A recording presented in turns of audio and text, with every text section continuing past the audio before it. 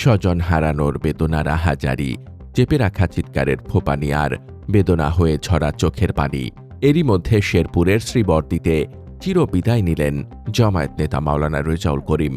আগের দিন বিএনপি কর্মীদের হামলায় নিহত এ তরুণ মাওলানার জানাজায় সৃষ্টি হয় গভীর শোকের আবহ। বিএনপি কর্মীরা মাওলানা রেজাউল করিমকে ইট দিয়ে থেতলে নৃশংসভাবে হত্যা করেছে বলে অভিযোগ জেলা জামায়াতের আমির হাফিজুর রহমানের। বিএনপি পূর্ব পরিকল্পিতভাবে এই হত্যাকাণ্ড ঘটিয়েছে দাবি করে হত্যার সুষ্ঠু বিচার চান হাফিজুর রহমান। ইট দিয়ে থেতলে প্রতিপক্ষকে নৃশংসভাবে হত্যার ঘটনা এটাই প্রথম নয়। মাস 6 আগে ঢাকার স্যার সলিমুল্লাহ মেডিকেল কলেজ হাসপাতালের সামনে প্রকাশ্যে ধরনের হত্যাকাণ্ড ঘটায় বিএনপির সহযোগী সংগঠন যুবদল, ছাত্রদল ও স্বেচ্ছাসেবক দলের কর্মীরা।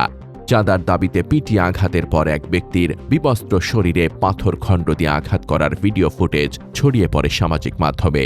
এরপর সংগঠন 3টি থেকে 5 জনকে আজীবনের জন্য বহিষ্কার করা হয়। তবে শেরপুরের শ্রীবরদীতে জামায়াত নেতাকে নৃশংসভাবে হত্যার মতো এত বড় ঘটনার পর দেশবাসীর দৃষ্টি অন্যদিকে ফেরাতে ব্যস্ত বিএনপি নেতারা। নওগাঁয় এক জনসভায় বিএনপি চেয়ারম্যান তারেক রহমান অভিযোগ করেন, ভোট চুরি করা একটি পক্ষ দেশ ছেড়ে পালিয়েছে, কিন্তু নির্বাচন নিয়ে ষড়যন্ত্র করছে আরও একটি পক্ষ। এই দুই পক্ষ তলে তলে একসঙ্গে ছিল গত 15 বছর। এই দুই পক্ষ কিন্তু বিভিন্ন সময় একসাথেই ছিল, তলে তলে একসাথেই ছিল। আপনারা মাঠে ঘাটে কত পেয়েছেন আন্দোলন সংগ্রামে, তাদেরকে কোথাও ছিল না, ওই ভিতরে ভিতরে কিন্তু তাদের সাথেই ছিল। দেশ ছেড়ে পালানো শেখ হাসিনার শাসনামলে সবচেয়ে বেশি নির্যাতিত জামায়াতকে একাকার করে ফেলাটা তারেক রহমানের রাজনৈতিক জ্ঞানের সীমার জানান দিচ্ছে। 1.5 যুগ লন্ডনে কাটাবার পর ছাত্র জনতার অভ্যুত্থানে দেশে ফেরার সুযোগ পাওয়া তারেক এসব কথা বলে দেশবাসীর কাছে তার বিশ্বস্ততা হারাচ্ছেন। বিষয়টি সেখানেই শেষ হলে পারত, কিন্তু তা না করে একই দিন বিএনপি মহাসচিব মির্জা ফখরুল তার নির্বাচনী এলাকায় প্রচারের সময় জামায়াতকে আক্রমণ করে বসেছেন। ঠাকুরগাঁও 1 আসনে প্রচারের সময় মির্জা ফখরুল বলেন, যে দল অতীতে বাংলাদেশের বিরুদ্ধে অবস্থান নিয়েছে এবং এখনও সে ভূমিকার জন্য ক্ষমা চায়নি, এমন দলকে সমর্থন করা যায় না। তারা 1971 সালে পাক সেনাবাহিনীর সঙ্গে যোগ সাজস করে আমাদের লোকজনদেরকে হত্যা করেছে, আমাদের মা বোনদের সম্মানহানি করেছে। এই দলটা এটাকে অস্বীকার, এখনো ক্ষমা চায় নাই, মাপ চায় নাই। তবে মির্জা ফখরুল তার বাবা বিখ্যাত রাজাকার মির্জা রুহুল আমিনের নামটা চেপে গেছেন।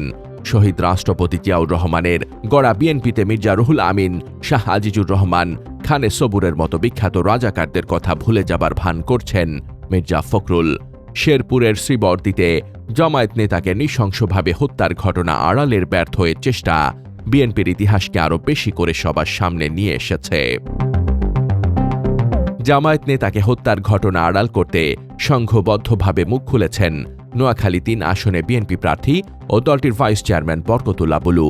বলেছেন, খালেদা জিয়া দুধ কলা দিয়ে সাপ পুষেছেন, তারা এখন ফনা তুলছে।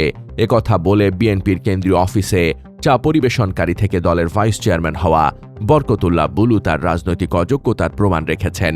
কারণ জামায়াতের সাথে জোট করে বিএনপি 2 বার সরকার গঠন করেছে আর খালেদা জিয়া হয়েছেন প্রধানমন্ত্রী। তবে জোট গঠনকারী জামায়াতের নেতাদের সাথে আলোচনার টেবিলে বসার যোগ্যতা ছিল না চা পরিবেশনকারী বরকতুল্লাহ বুলুদের। তারাই এখন জাতিকে রাজনীতির সবক দেওয়ার চেষ্টা করছে। তবে বিএনপি নেতাদের এ সংঘবদ্ধ ঘুমপাড়ানি গানের চিৎকার জাতিকে আরও বেশি সচেতন করে তুলবে। শেরপুরের শ্রীবরদীতে শহীদ জামায়াত নেতা মাওলানা রেজাউল করিম বিএনপির রাজনীতিকে তাড়া করে ফিরবেন চিরদিনের মতো।